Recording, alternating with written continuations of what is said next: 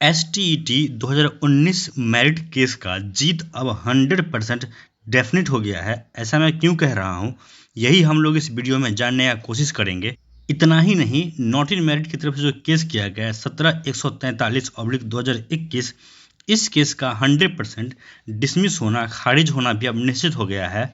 और साथ ही जो मेरिट का केस है 12/481/2021, इस केस में जीत होना 100% अब निश्चित है। ऐसा मैं इसलिए कह रहा हूं क्योंकि अब इलाहाबाद हाई कोर्ट की तरफ से ऐसे ही एक केस में सिमिलर जजमेंट आया है, जिसमें साफ साफ कहा गया है कि एक बार अगर रिक्रूटमेंट प्रोसेस स्टार्ट हो गया है, इसके बाद आप इसके नियम को चेंज नहीं कर सकते हैं।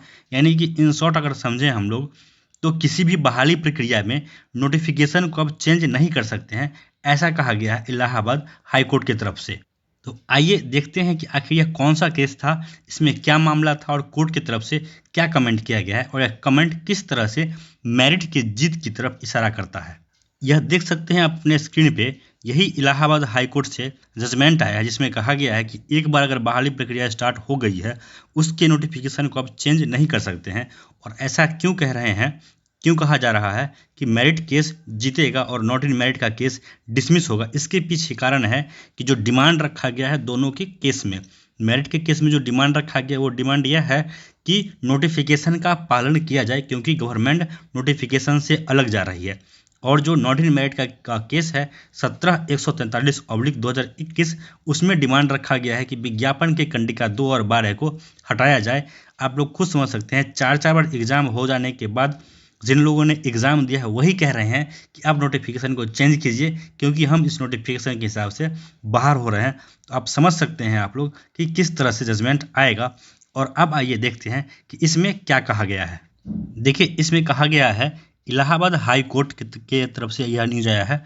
इलाहाबाद हाई कोर्ट ने कहा है कि चयन करने वाली संस्था को चयन प्रक्रिया में बदलाव करने का अधिकार नहीं है। देखिए, साफ साफ इसमें लिखा गया है और ये कमेंट किया गया इलाहाबाद हाई कोर्ट की तरफ से। इसमें कहा गया है कि जो संस्था चयन कर रही है, जैसे कि यहाँ पे बिहार सरकार शिक्षा विभाग है, उसको यह अधिकार नहीं है कि वह चयन की प्रक्रिया में चेंजिंग कर सके।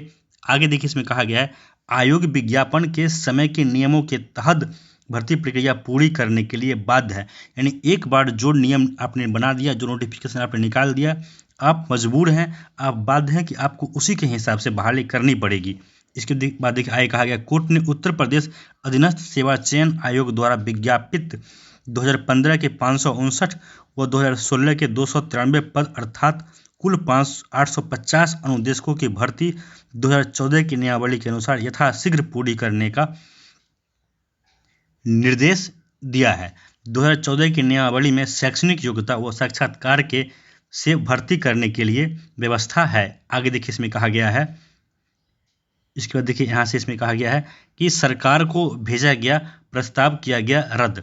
देखिए, इसमें क्या कहा गया, कोर्ट ने आयोग द्वारा भर्ती परीक्षा कराने के सरकार को भेजे 28 जनवरी 2020 के प्रस्ताव को रद्द कर दिया है। सरकार ने जो अपना प्रस्ताव रखा है कोर्ट के सामने, उसको कोर्ट ने नकार दिया है, मानने से इनकार कर दिया है। साथ ही विशेष सचिव ने के 3 नवंबर 2021 के आदेश को भी रद्द कर दिया गया है। तो जो नॉट इन मेरिट वाले कूद रहे हैं, नाच रहे हैं और यह कह रहे हैं कि संजय सर के सहमति से नॉट इन मेरिट और मेरिट और नॉट इन मेरिट को बराबर कर दिया गया, इसे चेंज नहीं किया जा सकता।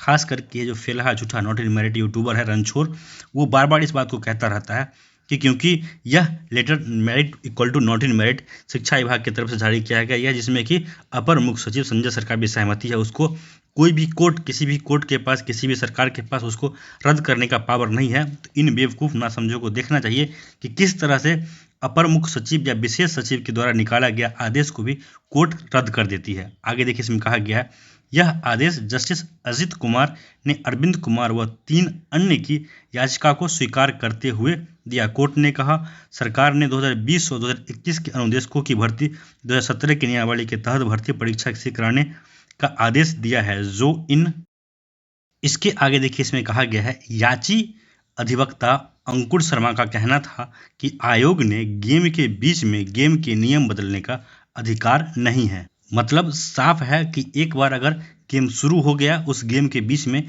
बहाली की प्रक्रिया को कोई भी सरकार, कोई भी आयोग, कोई भी सचिव चेंज नहीं कर सकता है। और यह जो जजमेंट आया है इससे साफ जाहिर होता है कि जो STET 19 का जो केस है मेरिट का, उसमें भी सिमिलर मामला है, जिसमें कि सरकार अपने खुद के नोटिफिकेशन से अलग फैसला ले रही है।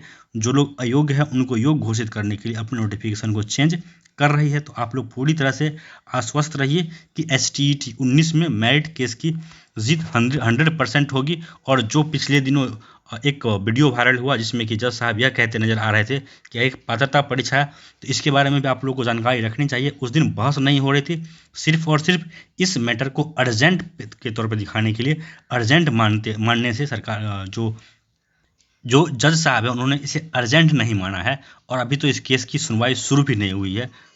तो आप लोग निश्चिंत रहिए कि इस केस में मेरिट की जीत 100% होगी। इस वीडियो में इतना ही। धन्यवाद।